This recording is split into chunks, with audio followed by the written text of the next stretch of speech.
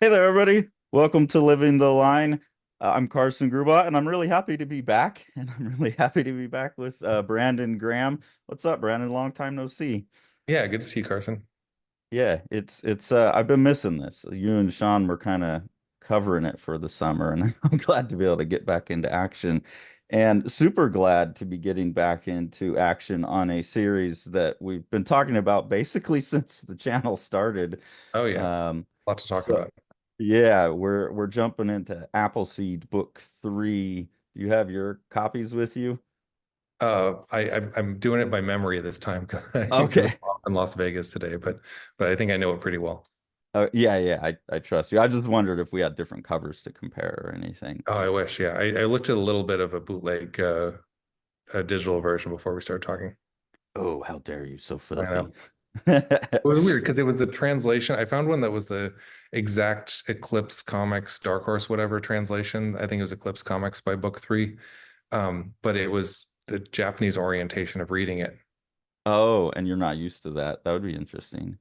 Yeah. It was especially weird because the translation that it's probably just the only translation of Appleseed. It has all these very of the time Torrin Smith idiosyncrasies. Like they're using and we'll get into it, but they use like fake grunge speak is some of the slang in there that Shiro Yeah. definitely did in there.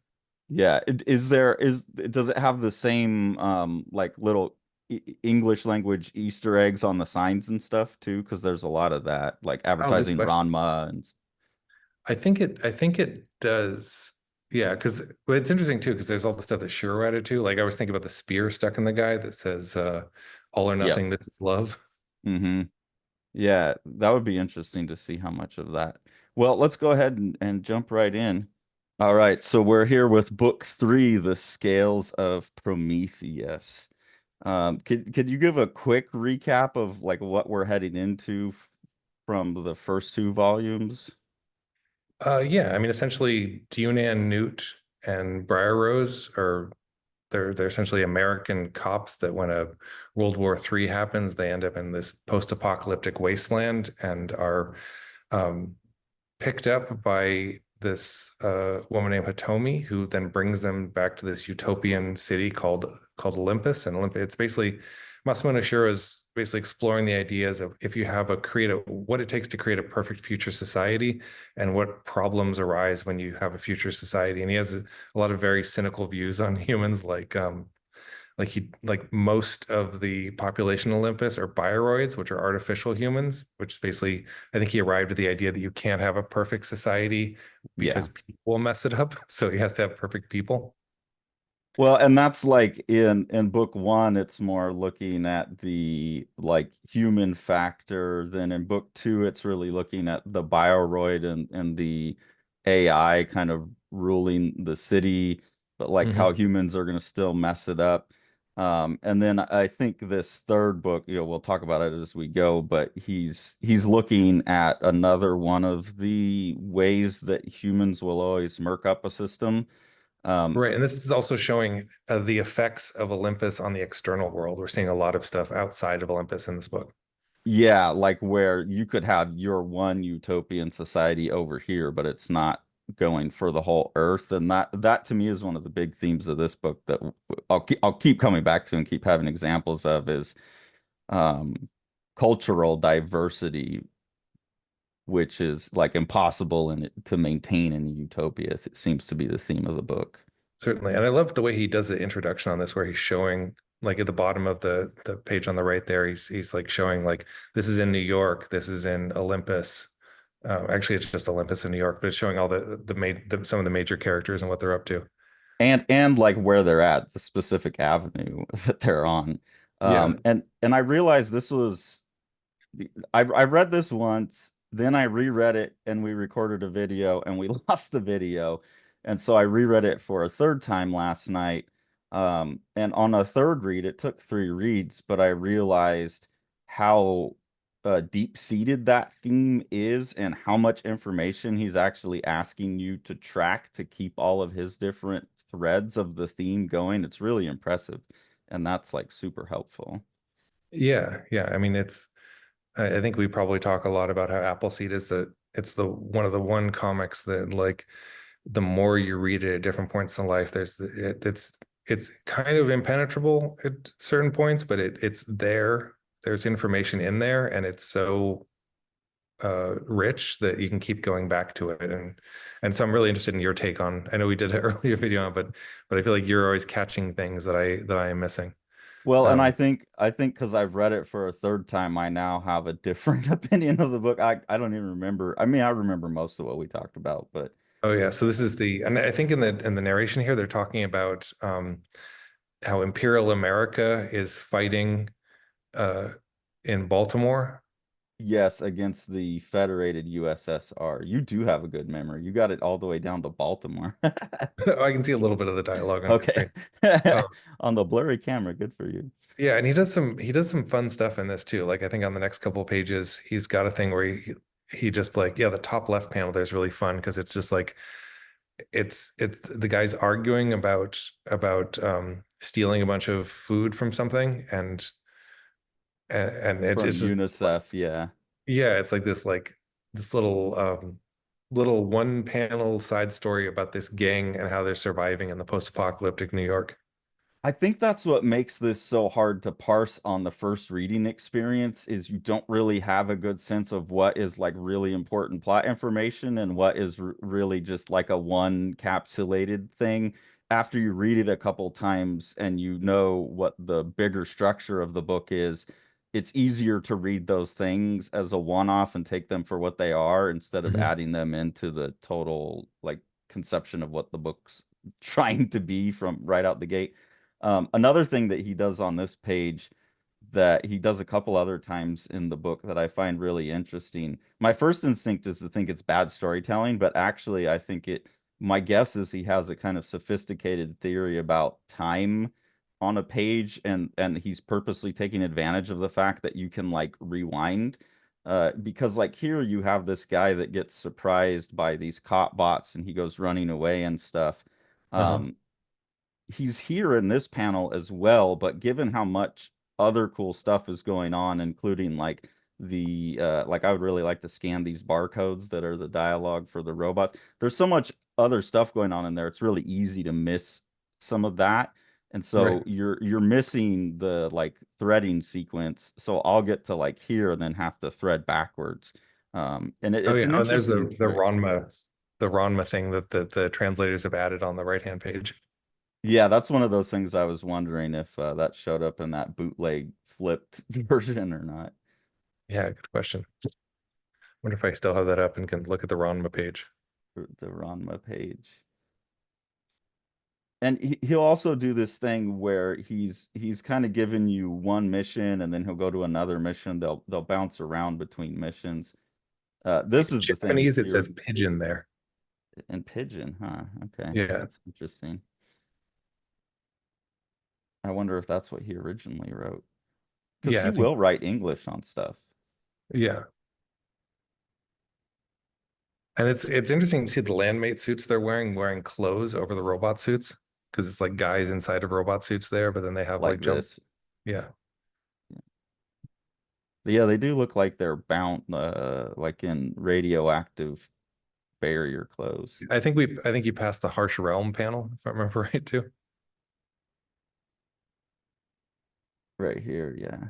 Yeah. And we talked a little about that was harsh realm is a phrase that kind of blew up in the 90s after, if I remember right, a secretary at Sub Pop got a call from a music journalist and they asked her if there's any Seattle slang that people use, and there wasn't because it's just, like a punk scene in a Yeah. in a city. And so she came up with this nonsense list of fake slang, and harsh realm, after it was published in that magazine and everybody knew it, realized it was a joke, became this like thing that got thrown around. And I think there's a harsh realm comic book and a harsh realm TV series that all use the title.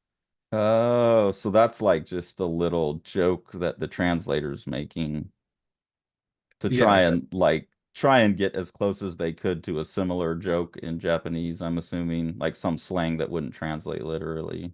Yeah, I assume so. And yeah, and it's especially fun for me because I think Torrin Smith is the translator on this, the guy who started Studio Proteus Yeah, and this is a worked with Studio Proteus book.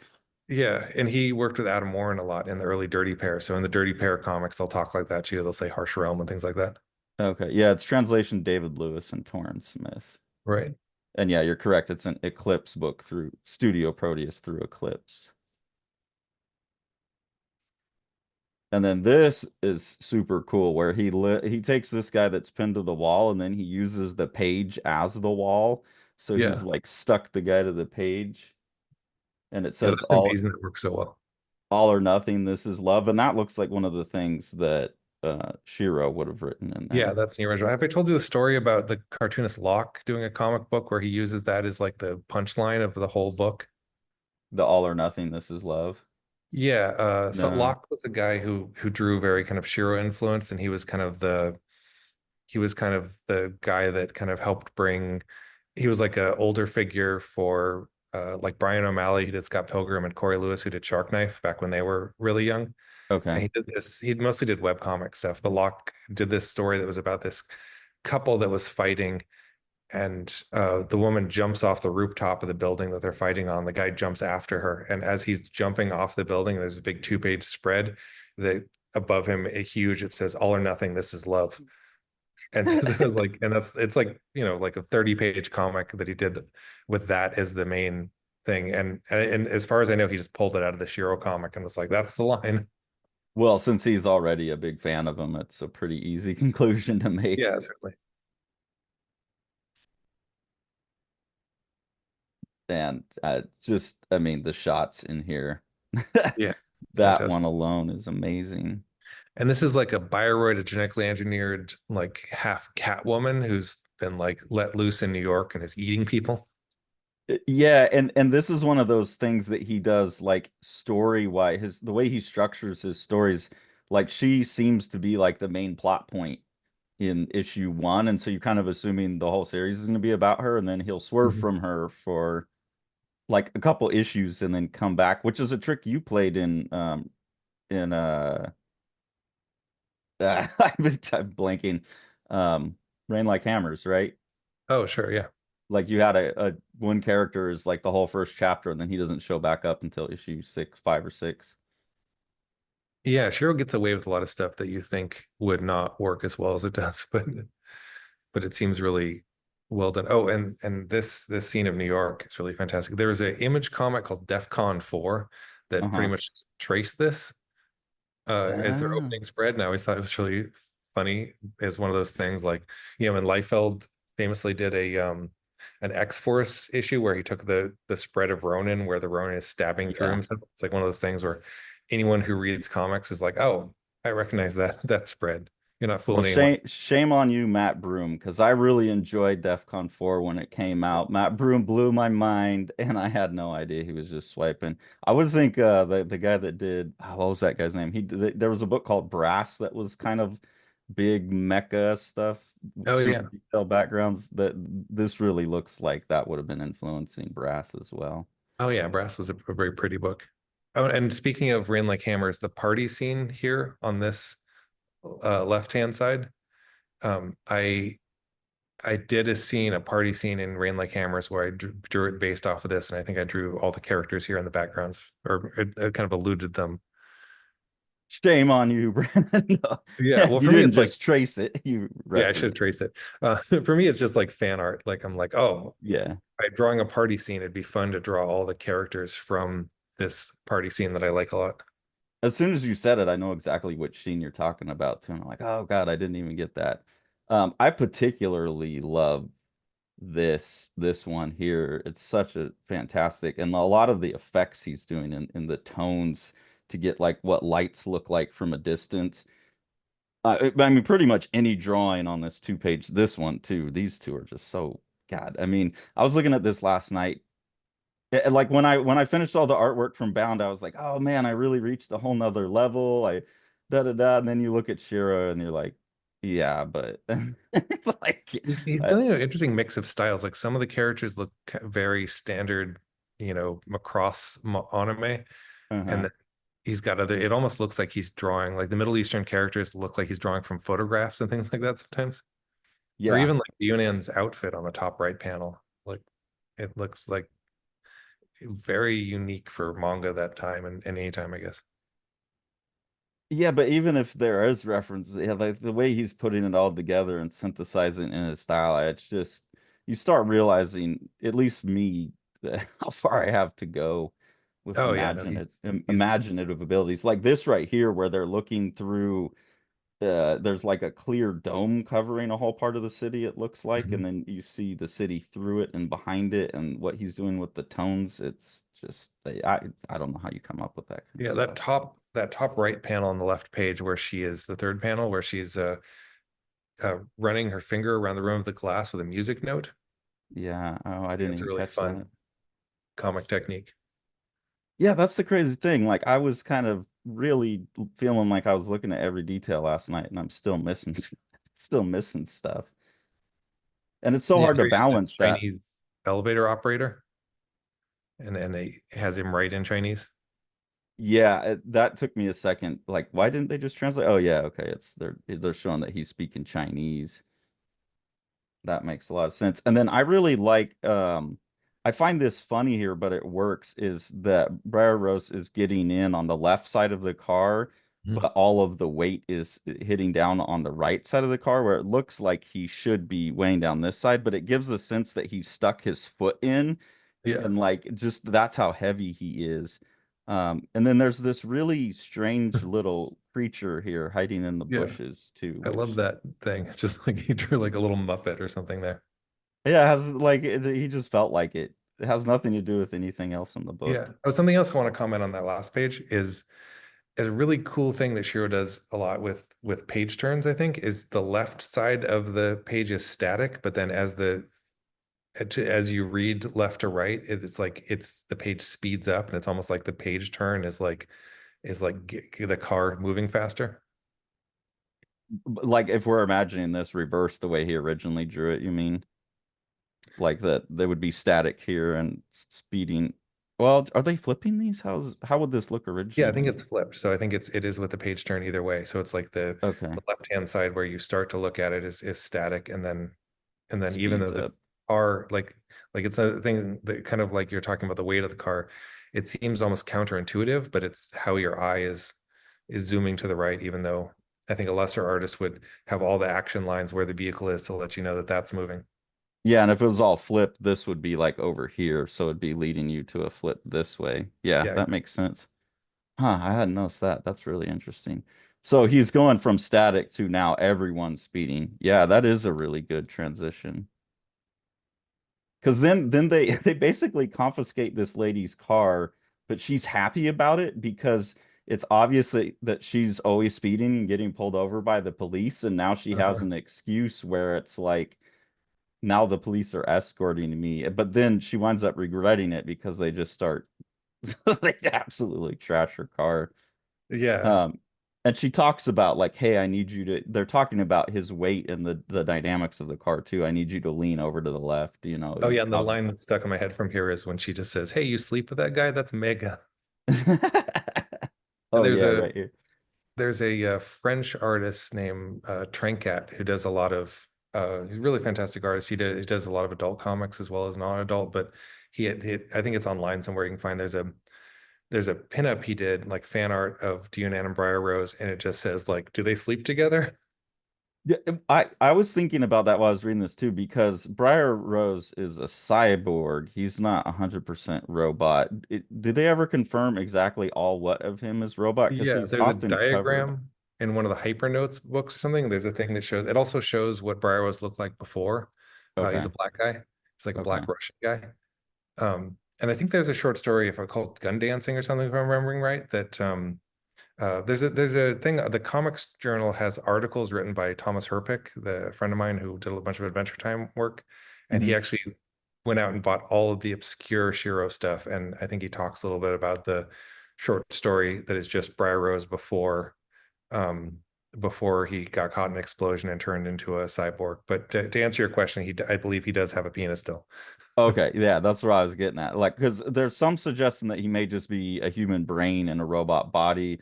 There's other suggestions that like his head and his arms got replaced. But yeah, she's sleeping with a robot thing isn't as strange as you think because I'm assuming a lot of him is still human underneath the Right, but clothes. a lot of Appleseed too is also her trying, like their relationship's really confusing because a lot of times she'll, like I think she accuses him of being gay at some point in this because he's just like annoyed with her. Well, that's just banter. Sure. Just Yeah, and fantastic. it's interesting too. Well, we'll get to it when it comes up. It's interesting that you said he's a Black Russian because that's something that comes up over and over in here. Yeah, and I think that like it's everything interesting about Appleseed that I noticed when we talked about the first couple books is he goes out of his way to visually show things as being American, which is always interesting from a Japanese person. And one of the Yeah, ways he does it is there's a bunch of kind of black side characters that show up like um whenever they show Americans. that's his thought of America. Yeah, I mean maybe that's a There's really white crude people way and to there's say it. black people. That's Yeah, funny. because because he's also a guy that like draws like he's one of the rare manga artists that you can tell when he's drawing a Japanese person versus like a European person. Yeah, yeah. Well, and that's a huge part of this book. Like they put together this team of international people and they're all speaking their own languages and like they're getting into arguments about, different cultural preferences and stuff throughout the It's book. great, the great kind of ambulance uh, robots at the top. These guys here. Oh yeah, Yeah, with the little crosses on their hand or on their shoulders. That's a cool shot right there. An excuse for him to draw a really thin, tiny butt, which yeah. is definitely his preference as a tight ass. The man hates hips. Yeah, he does. There's An some attitude. scenes in. And it's cool to see these more standard kind of manga poses, but the way he works in the action, like in the top left page, how he has this kind of daredevil flip is really cool.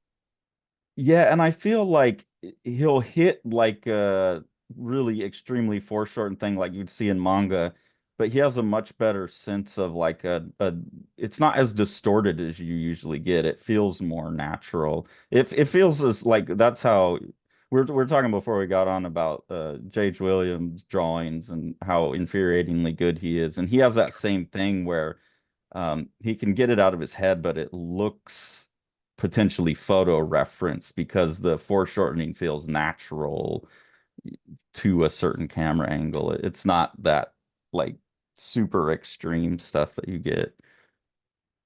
This Yeah, scene here cracked me up.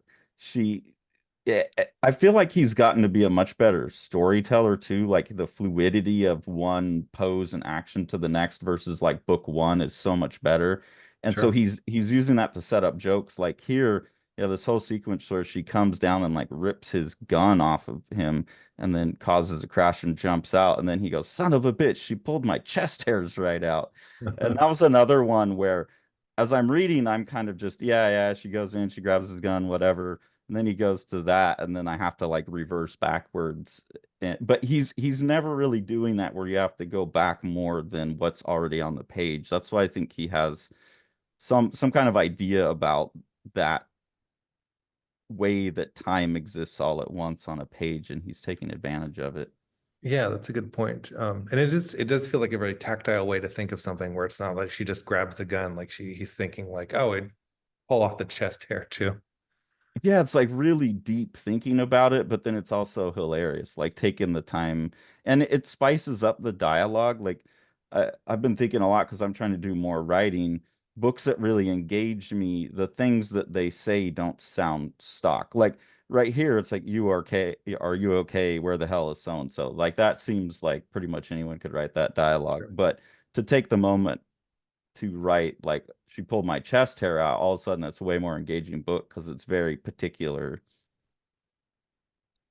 Yeah. Also, something I really like about this edition of this is I think this is one of the rare comics where the American sound effects I prefer to the Japanese. Oh, okay. I haven't seen the originals, but they look great. And they must have done a lot of redrawing to get them in and behind and around the artwork. Yeah, if I remember right, Torrin Smith's wife, Tomiko Saito, did the retouches on these. Yeah, Sean's talked about like how under overlooked she is in terms of like her contributions to this Yeah, stuff. she's one of those people who's seem incredibly talented, but it's hard to find. Like the only full drawings I've seen by her is like be in the back of like a letter column for Dirty Pair. There'll be a drawing she did of like, here's a Christmas card of the Dirty Pair, and it's amazing. But they didn't actually publish her full comics ever in America, as far as I'm aware. Oh, that's too bad. Well, she did a great job with these. This right here struck me. This looks like a lot like the where JoJo's Bizarre Adventure went in terms of like the facial construction, the style of the hats and things. It's always weird when I find like one panel that looks so much like something that comes after it.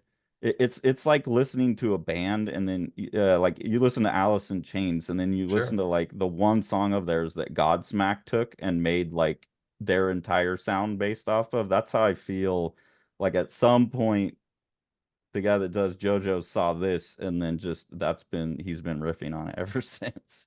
I like that. My theory is that Inky Bilal is the missing link for both the Shiro influence and JoJo. That makes sense. I can see that. Because Yeah, that does have that. in Ghost in the Shell, there's a like 2-page color sequence that has a character that is a very kind of that like Eastern European face, and it's all colored a lot like Inky Bilal's work. Hmm, interesting. I'll I have love the to brown read lady in the more of fur his coat. work. I fell out of being interested in his work when he switches to like pastels and stuff. I liked him a lot Okay. when he was doing the pen and ink stuff. Yeah, yeah, I really like his Nicopol trilogy. Yeah, see, that's where he goes to like more painting with the pastels and stuff, and I've never that stuff's always been harder for me to read, but I need to revisit it for sure. Okay, so the stuff that you really like is like like Ship of his Fools, I think, like the early stuff where he's kind of like the right, overly obsessive crosshatcher, very Moebius looking type of stuff. right. Okay, yeah. That's such a incredibly out of like the face on the top left is like this super manga face mixed in with him drawing much more realistic faces. And I like that he'll go like full on chibi at times, or like right here he's got Edward Monk's The Scream Oh, that's basically in the great. Yeah. background. He is willing to. I think that just Japanese artists in general are more willing to switch like how abstract they're going at any On the given page moment. beforehand, was there a movie thing that said MRA, which is very different than what MRA means now? Yeah, it's moral rearmament. Right, because So, he's like men's rights activist. oh no, but he's playing on the NRA National Rifle Oh, right, Association, of but course. they're putting the moral rearmament. So this is some kind of like it's I think the suggestion depending on who wrote it, because this also says Elric, so this is someone at Epic. Right. Or- Well, Elric was out from First Comics. Someone here is promoting Elric, but this to me looks like a suggestion of the political situation in the world, which is people are thinking you're morally obligated to rearm yourself. Okay. What does the guy's tattoo say? The Mr. T looking guy in that panel. CV Steve S or C period V period Steve. Interesting. So I don't know who they're. And then it says pessimist and mute. And this is Racing World. But this one seems more tied to the world in general. Right.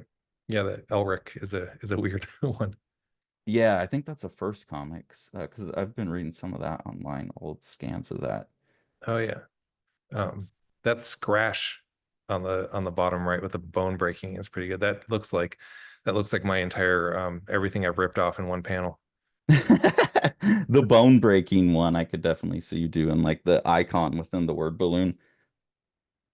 And Um, I've been doing sound effects on Shosho's work right now.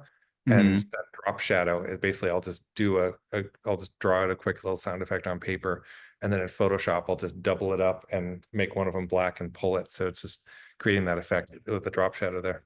It looks great. It's a good way That to pop. that's always makes it pop more than when it's just Yeah. like a thick line like that.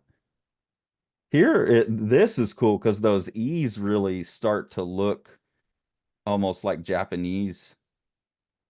I Like by wonder if the that this was is. scree, and this almost looks like maybe that's the original lettering, and she kind of just worked her ease into that. Yeah, that would be smart to be like, I don't want to have to go through all those action lines and fix them all. Yeah, if that does, because this looks a lot like the shapes I'm used to seeing in like Yokoyama Yuichi's work, where he's doing that very rhythmic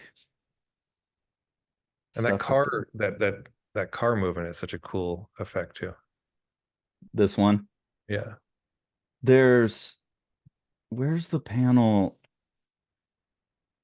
She drives it up. It must be on the next couple pages, but it looks like it's stopped here. I don't know. She drives it up onto this piece of concrete, and the way he shows the concrete, like trashing the car, is pretty awesome.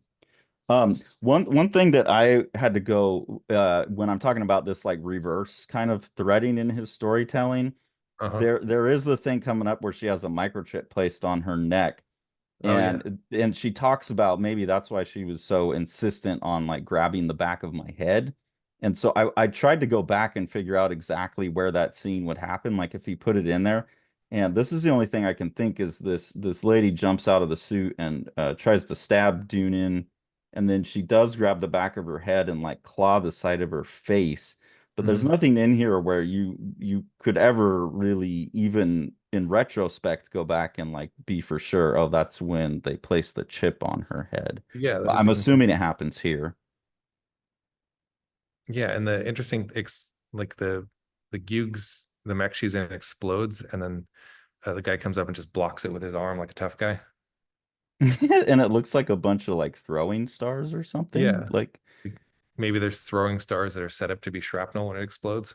yeah, it's definitely got like little like road pike spikes that you would put down in it as shrapnel because they're all the same kind of like what, one, two, three, four, five, like a six-sided star type of thing. Yeah, interesting panel on the where your thumb is on the left because it's like this panel that's like you're seeing like half of off the page. Well, The and it's just the shrapnel blowing up too, so it's Oh, like I meant really on the on the abstract. on the Oh, opposite on this page, one, there's sir. Yes. that weird, it's almost like a page is Oh, a beat. It's like not really that important to see exactly what's going on. It's just like quick I movement. hadn't even noticed, and that's not carrying over from something on the other. That's a strange little Yeah. inclusion. I hadn't even noticed that. That's just Dunan's gun. The chick's the. It looks like this person's grabbing it, maybe because it's got her Yeah. big long fingernails. Okay, that's a hard little image to I feel interpret. like it's not really even important what it is. It's more just almost just that on panel two, it's just a beat before panel four. Well, and I also think it's allowing some kind of like compositional, like if this would be empty space, this motion would carry you off the page more. So he's capturing that motion and keeping you moving down would be my Yeah. guess, is why he felt the need to put a weird little shape there. Oh, and also Dionan's gun on the bottom panel of that page, you can see she's firing X's. Oh, that's this right here. Yeah, it's like an anti-riot kind of it just fires like a thing to knock people back rather than penetrate. And it shows it right there too. Okay. Yeah, see this is so crazy because oh, here's the scene I'm talking about. She she gets back into this lady's car that she's confiscated.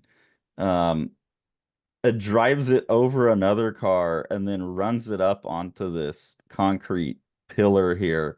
And his drawing of like the dynamics of how that's happening is so great. Like it's like a Absolutely rubbery trashing the cartoon car. character of a car. Yeah.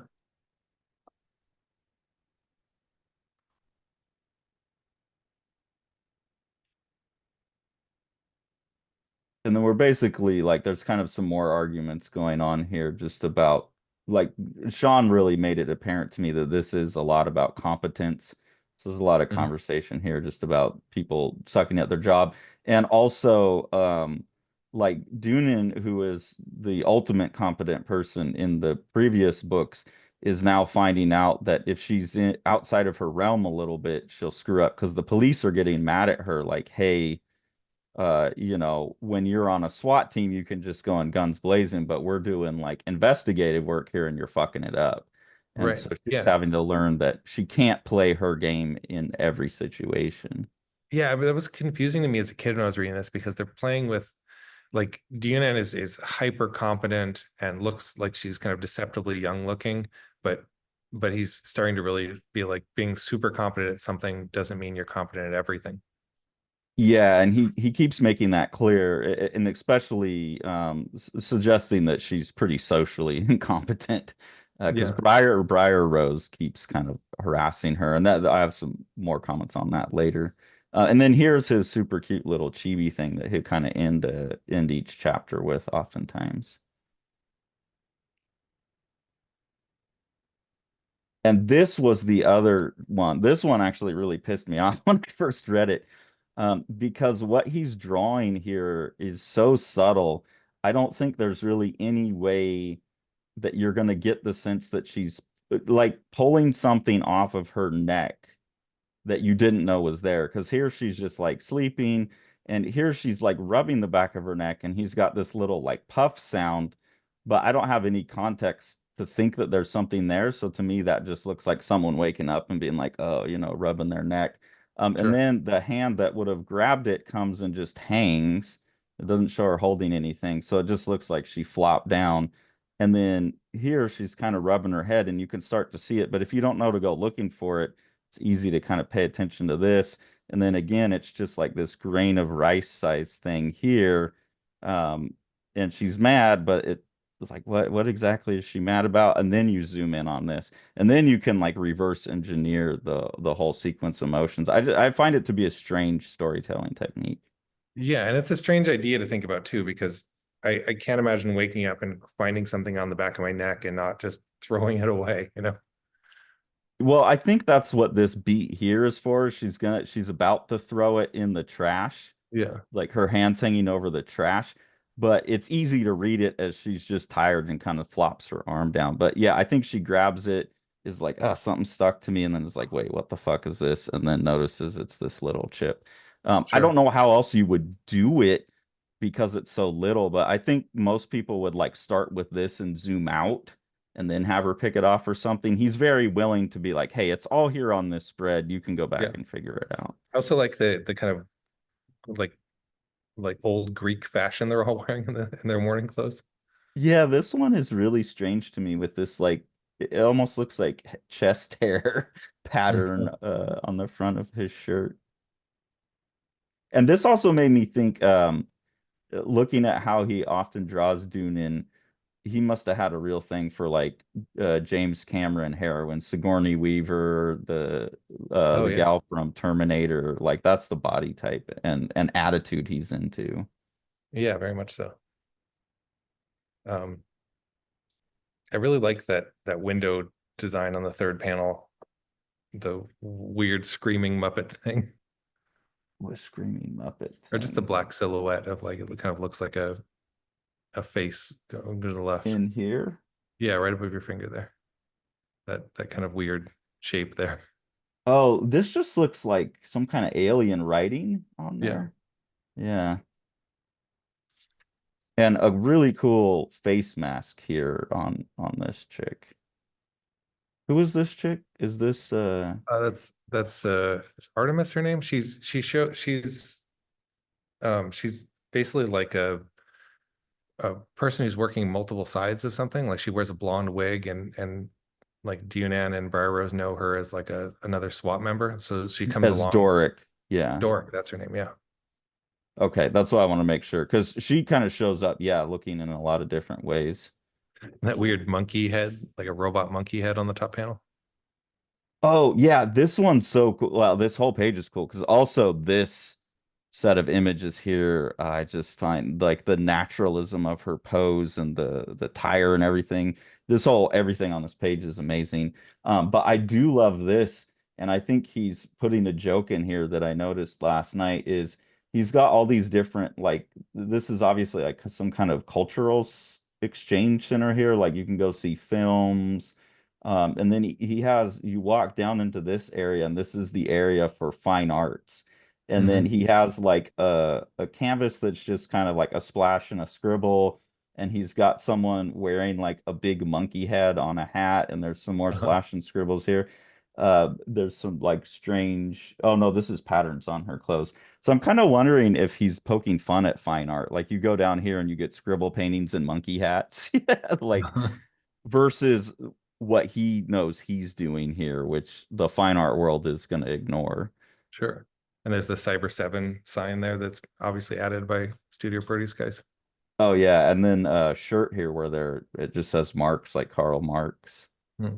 Um, which I don't quite understand what he would be getting at there, but with the political context of the book, it makes sense.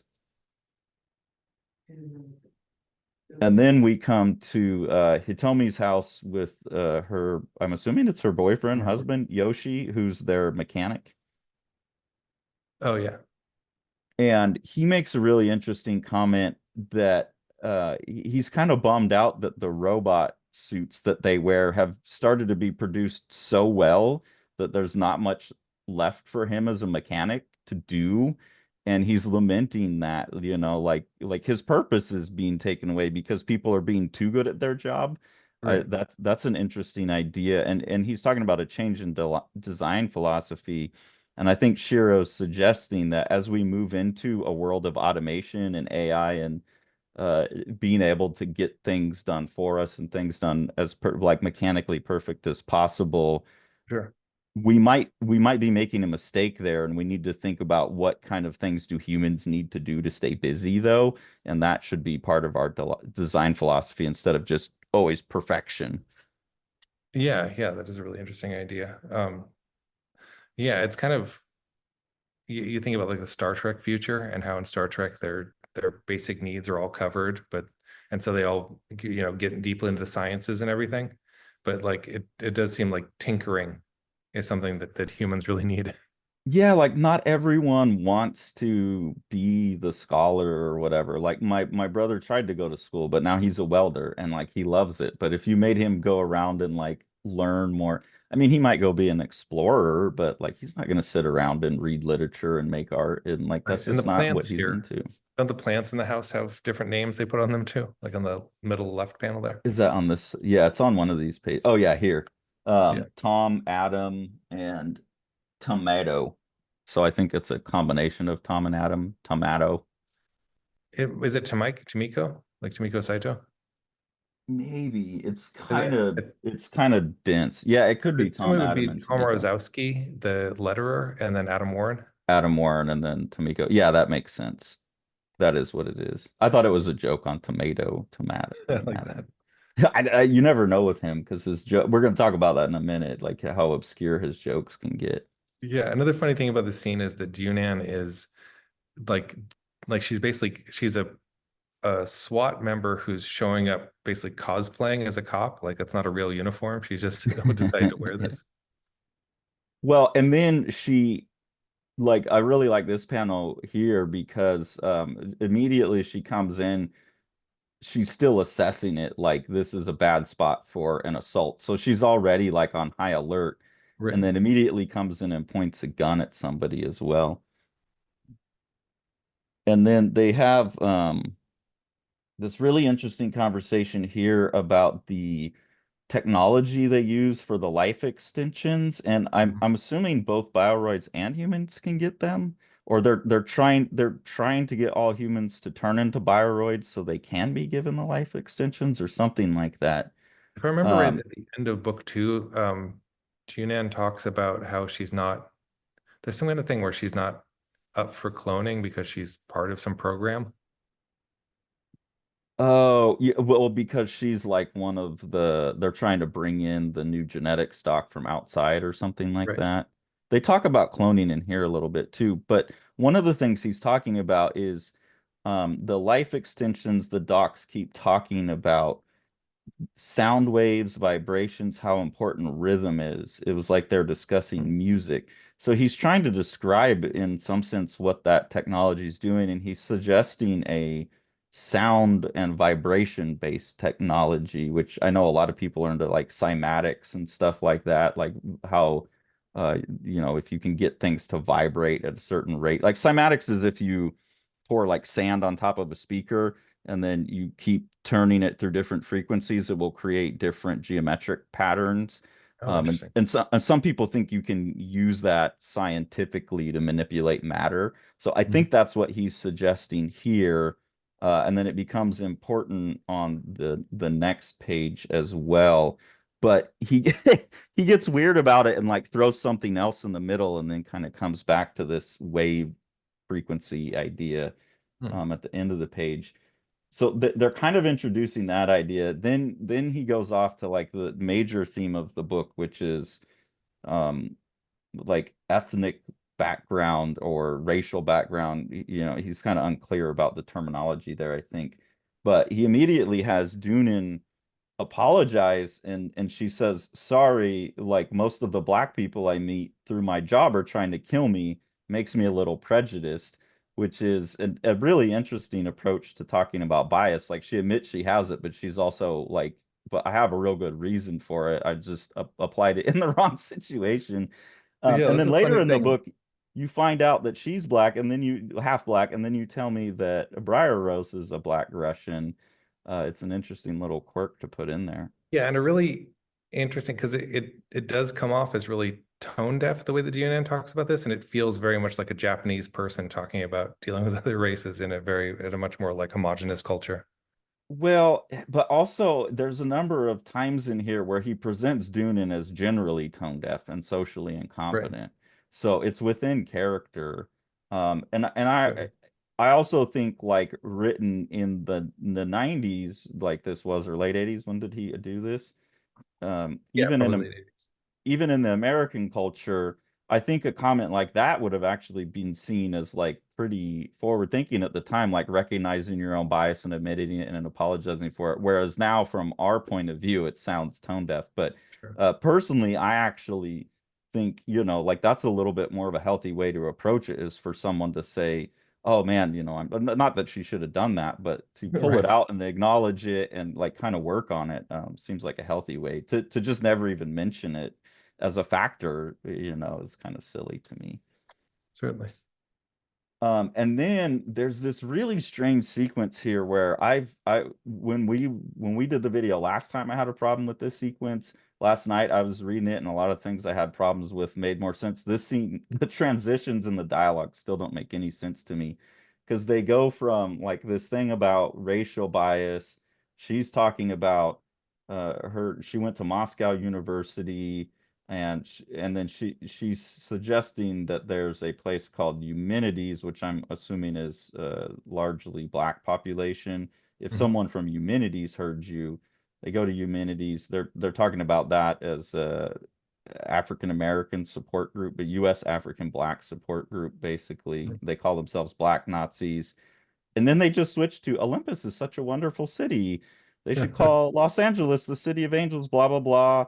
And then all of a sudden, not like non sequitur. Wow, Mysteries of the Orient. She gets distracted by the little Japanese sand garden outside, and then he comes back to his idea of waves and ripples and patterns. Mhm. A very like Eastern world view here, and I say that very specifically because he has someone else say a very Western thing later. But he's talking about the dynamic harmony in Africa, and stillness versus control. And then he says here, all the external universe is gathered here, forming the inner universe, and the inner universe is here, creating the outer universe. It's like a Mandelbrot set. So he's talking about these dynamic harmonies. He's showing this kind of like wave functions here, as everything's bouncing off of the rocks, and then the waves are impacting each other. And he goes into a little thing about Japanese Buddhism, and karma has no existence independent of cause and effect. Reality as we see it is therefore an illusion, yet through our perception of it, illusion becomes reality. And at first I thought that this was a very strange thing for him to say, because he said external universe, inner universe, and then outer universe. Um, I was reading outer on both, but he's making a very clear distinction here between external universe, internal universe, and then outer as a different thing. And I think he's right on about that. And I'm going super deep on this because I know we're going to be getting to his other work, and I'm really looking forward to Orion. And some of the stuff we've already talked about, Ghost in the Shell. I'm getting a pretty good view, I think, of what his philosophy of existence is. Hmm. And I think he's got it exactly right in here that there's a data set outside of you. That's the external universe. Then you have the inner universe, which is our phenomenological experience of things. And then Okay. we use that to build the outer universe, which is kind of society, all our conceptions of gods, because there's a whole bunch about gods and Greek mythology and stuff in here. And he's comparing that to the more Zen point of view that sees these things like more accurately understanding the flow of how these things influence each other and that those have ripples, waves, and patterns and rhythms. So I'm really interested to see when we get to Orion, based on what I'm seeing here and what I Sure. understand about him having a computational view of the universe. I have a way that I describe magic with that. I'm really curious to see how he describes it because this one panel says a lot to me, but I could be misinterpreting it based on my own ideas. Yeah, no, I mean that sounds close to how I was looking at it, and it does it really when you're looking at this, I was thinking like, I wonder if this is right when he was working on Orion as well, because it does feel like it's bleeding over. So you having read Orion, this kind of sounds like some of his talk in there. Yeah, yeah, and I think you remember right in Orion, he talks a lot about harmonics as like a core magical phenomenon. Yeah, yeah, that makes sense that he would be into cymatics and harmonics and stuff and dynamic harmonies. Hmm. And that's within the theme of the book too, is he's suggesting that like the only way to get a pure utopia is basically to have everyone be just clones. So you all want the same thing Right. and you're all in agreement and you've all been raised with the same culture.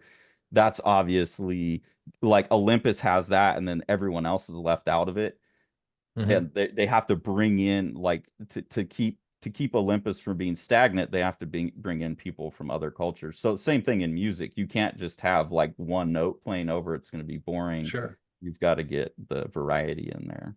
And it seems really cognizant, like it seems like a lot of the it Appleseed, it seems like it's dealing with, because my impression of Ghost in the Shell was always that he Appleseed was him trying to predict the future where society was going, and then when the internet showed up, he went into Ghost in the Shell and was like, "Never mind, let's talk about this." But I feel like there's a lot of cultural stuff, like what we're talking about seems a lot of like what's happening culturally in Europe right now, where you have these older societies that are now having to deal with immigrants that have a very different worldview coming in and them clashing.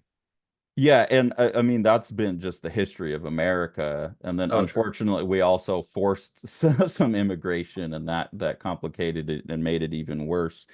Oh, Um, yeah. but yeah, I mean that is the weakness of America is we have so many different, and that's why I worry about as people start to try and shift the discussion to ethnicity rather than race. They try and, well, right, there's no scientific basis from race, blah blah blah. They try and shift it out of a scientific discussion into just a discussion about like uh relative opinions of cultures. And Right. like what better way to kick off a culture war than you make everyone is grounded in their ethnic cultural history rather than in DNA or something like that, you know? Yeah, yeah. I think it's dangerous. Yeah, I agree. It's really stupid to kind of uh, put people as apart from each other as like you're completely like it's exaggerating the differences rather than focusing on the similarities. Yeah, and that like theoretically they're very against anything that tries to find similarities because they think it's trying to homogenize out all of the cultural specificity. And it's like, no, we can have two different levels that we talk about it. We can talk Sure. about from a genetic level, we're all the same. And we like that's a very helpful thing in arguing for rights and equal rights. Certainly. From a cultural background, we're all extremely different, and those are always going to clash. So I don't see why you would want that to be your primary ground for trying to make the world a better place. Certainly. And he's Yeah. pointing that out here very clearly, I think, Mhm. too, throughout the book. It is surprising that Yuna as a cop kind of realizes her bias too, because that's something that I feel like you would expect someone to not know. Yeah, and that's what like I'm saying, like it sounds tone deaf from our point of view, but for Right. her as a cop to be recognizing that from a writer in the 80s is actually pretty progressive. Sure, Uh, yeah. and then he just uses this as an excuse to get a nice little tight bunch drawing. A man has his priorities. Yeah, this is really funny. I think later on we'll get into there's like a bath shower scene that has Yeah. like the harshest dialogue. It's basically her talking about her mother's murder while we're getting nude massage panels.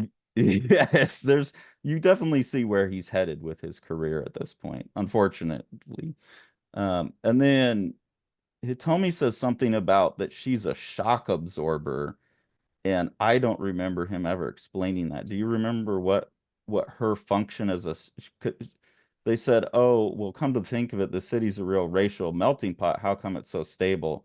That's because we shock absorbers are doing our jobs. And then she just goes on to like, "Oh, by the way, I'm doing a painting of you." Yeah, because in book one, a lot of it is her introducing Deanna and Briar Rose to Olympus and taking them around, explaining how things work and helping them Yeah. get it set up with work and yeah, so that makes sense. That she's kind of the in between from the outside post-apocalyptic world to this utopia.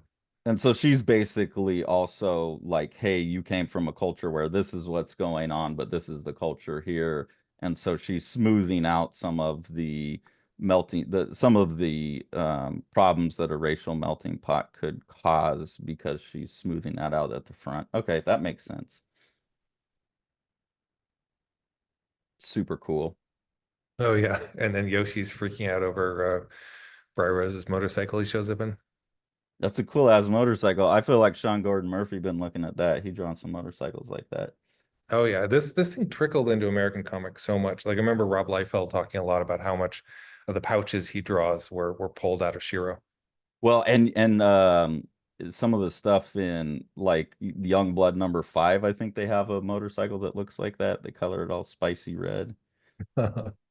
And this has a bunch of little things in the back. Rush. It looks like it says Yowie, Madchen, Ragna, Protocol. I don't know. Those ones don't say as much to Oh, me. there's a little joke that James Stocco pointed out to me once. If I remember right, the last line of dialogue on that page turn is talking about being tired of that's enough megalomaniacal power tripping, and then you turn the page and it says very megalomaniacal power tripping image of the characters in their full SWAT uniforms. Oh, yeah, that is true. Very authoritarian looking. And this is where you get introduced to Doric properly. I didn't realize she was the lady with the cool helmet thing on earlier because she does keep changing hair, and you don't get that until the end of the book where you see her change her hair Right. color. Um, and this scene here just is this is where Shiro goes off the rails for me. Like his obvious autism is like he makes this really long, complicated joke between the two of them based on a knowledge of Doric, Corinthian, and Ionic columns in Greek architecture. Yeah. And like Dunan's picking up on it too. So he's like one is Doric is a strong masculine character. So this woman's saying that she's the strong masculine character, and then Dunan like immediately understands the joke and says, "Doric, is it? Maybe I should call myself Corinth, which is girlish and sweet." And then that's Ionia behind me, which is elegant and intellectual. Right. And then he understands what they're saying is like, hey, cut it out. And then she understands it exactly specifically where she's like, well, you're not very girlish and sweet though. And that is a very strained piece of writing to me. I find it hard to believe that you've got all these people that have that similarly deep knowledge of Greek columns that they're making those jokes to each other. Yeah, that is a funny scene. I wonder if it read better in Japanese. Maybe, but he feels the need to explain it, and he does that a couple other times too, where he knows most people Yeah. aren't going to get his joke. I think my biggest criticism of Shiro is that he starts to feel the need, especially in his later work, to asterisk things to death. Yeah, Like, I think one of the worst things he did is in Ghost in the Shell 2, he has a scene that has like it's on one of the early color pages. He has a scene with airplanes flying overhead, and he has an asterisk that says like, this formation is wrong in how they would actually fly, but it works better for the composition here. And it's this thing of just being like, shut up, we know it's a comic book. Yeah, it's okay. And the other thing that was like the first two times I read this, and like when I got to this scene on this read through, I was just like, I also don't believe that Dunan from the outside is the type of character who's going to have educated herself that much. But then they go on so much about like the Greek culture in Olympus and all of that stuff. Sure. And they show a number of things where Dunan is doing a lot of reading and whatnot. I think he really is trying to establish with this something about her character and the character of the people in this society. And as it picks up throughout the book, it makes more sense. But as like a cold splash of water in the face, it's Sure. just like, what the fuck? And I do I get the found that. impression that her father was the kind of person that would like be sending her to piano lessons and then SWAT training. Like she seems like she's kind of like hyper competent because of her upbringing, partially. But that's where I feel like I get more of that later in this book. Like Mhm. from the first two books, she's like this kind of wild, loose cannon outsider from the outside world. So by the time I'm getting here, I'm still thinking of her like that. It's harder for me to think like, look, she's been in Olympus for a number of years. She's been getting educated. She does want to be competent, so she's reading about the society she lives in. That Mm. becomes more apparent later in the book. So it's another one of those retroactively when you come back and read it, this scene makes more sense than it does on the first time Yeah, he around. doesn't always make things easy, does he? No, no, no. There's a lot of like you have to get, and he'll do that. Even I have one where he'll say more on that later. There's a lot of like you have to get further into the book to understand. Mhm.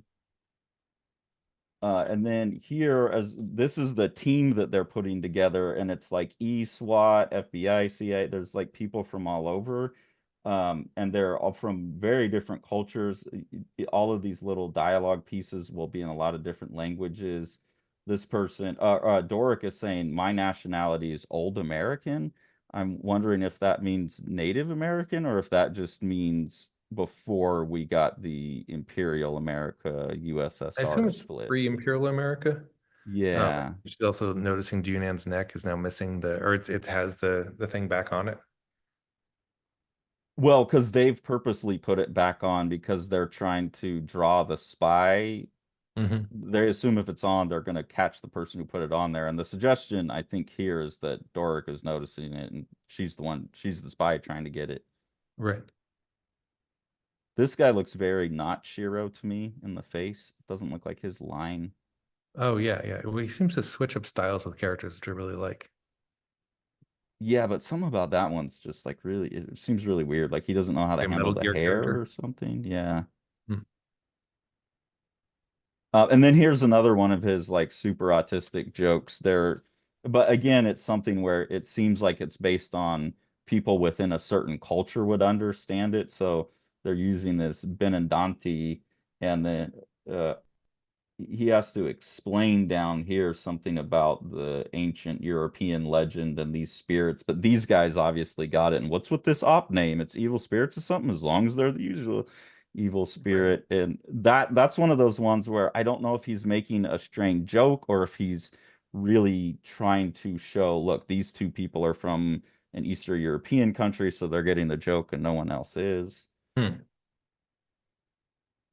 And then all of your character here of like all of these like different styles showing different ethnicities and nationalities. He's calling them races. I think now probably would say ethnic backgrounds, but yeah, Sure. very different style on the black guy. This guy looks like he's supposed to be Arab. I don't know what this one's hilarious though. Right. Is Yeah, he it almost reminds me French? of like Jose Munoz's art, how he'd switch up characters really dramatically. Oh yeah, but he's so abstract that he can get away with it. It looks a little stranger when Shiro does whatever this is supposed to be. Yeah, that's right. I remember I don't think I liked it very much when I was reading this as a teenager, but now it just really shows the breadth of his style. Also, I really like the lunchroom sign there, how simple it is that even you can draw it from an angle and it works. Yeah, that's a hell of a drawing, actually, to Yeah. put those graphics like that. And that's not like back when he could have done it on a computer. He'd like figured that out straight and then gritted it out or something like that to get the distortion of the perspective. Oh yeah, I bet he just fudged it, this guy. Yeah, he probably could, asshole. I would do it. I would do it like the technical way. Oh, here's the page where he says more about this later. And they do get back to it, but it's one of those things of like it's just one of those weird reverse storytelling things he does.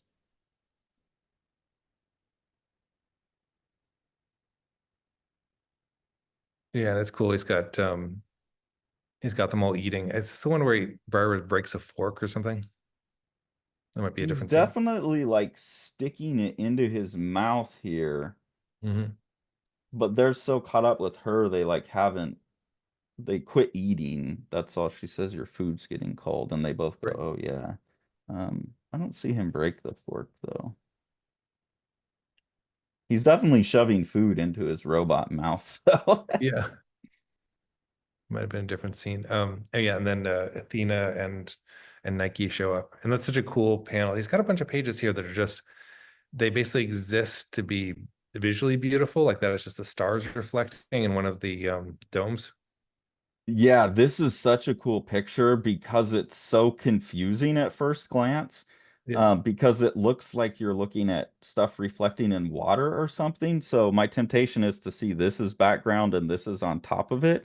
But it's obviously the opposite, where this is, yeah, a reflective panel on top of this building.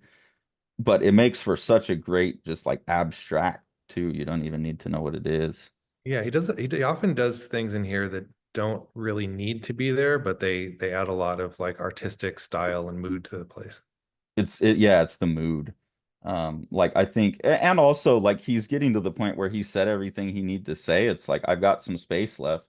Sure. Why not? Like let's go crazy. Yeah, if I remember at the page on the right, it's also them just talking about the materials the cars that they're driving in are made out of. Which is called Hermes, Hmm. It's like he named just made a after, ton of notes on Greek stuff, and he's just like, all right, in Olympus, the Hermes is the lighter than air material that floats. well, and then this is like after this whole scene where I was like getting skeptical about Dunin being such a scholar that she would get like that's a very scholarly Sure. long set of jokes that they make back and forth. But here he kind of then justifies it where they're explaining the Hermes stuff, and Dunan says, "Wasn't Hermes the name of the god who was such a fast runner, from Greek mythology?" And Hitomi says, "Oh, you're such a scholar, Dunan." Like she's almost surprised, like I was. And then Dunan says, "Well, I've been hearing names like that since I've got here, so I've been studying a bit." And that's where I was like, oh, okay, okay. Like you are justifying it as her being a Sure. competent person wanting to know what's going on in the environment of the culture around her. Yeah, I wonder, that almost feels like Shiro was getting a little self-conscious, and he's like, I better I better put in a reason why she knows all this stuff. No, because I think the book is so much about people. It's so much about all of how do we get all of these different cultures to coexist? Like we're Hmm. trying to create a utopian society, but we're trying to also give people their different cultural values. And some of those cultural values are just mutually exclusive. Like if you get Sure. someone who wants a noisy world and someone who wants a quiet world, just and so I think this is very intentional, like part of each character's personal plot throughout the book and their character development speaks to that larger theme. And I think he's showing Dunan as a competent person is like, look, if you do show up in a society different than yours, keep what you know, but also learn about theirs and integrate it. Um, Sure. so I think it's purposeful. I don't think it's purely him second guessing himself. And they published a book of his scripts. I'd be interested if Vera talks about if he's like how much pre-writing he's doing on these books. Oh God, I mean, like it seems like he just holds so much in his head that any of the kind of problems of density are just due to the fact that he's so far beyond most of us in the ability Sure. to handle multiple information. He just doesn't see how difficult he's being, or he knows, Yeah. but he can't help it. But yeah, they keep going on to talk about Greek stuff. So I'd also see this real balancing of like the Eastern Buddhism versus the Greek Western society. Like those are the two big kind of subdivisions that we can talk about philosophically in the world. Because even like Mhm. Islamic State and stuff like that, that's all still Western. That's all still based on Greek and Platonic stuff. Sure. So yeah, he's got multiple layers of these things having. While he's drawing it like a fashion show. Yeah, here's your strange, um, not shower scene, but like sweat. What are we? We're going into the sauna here.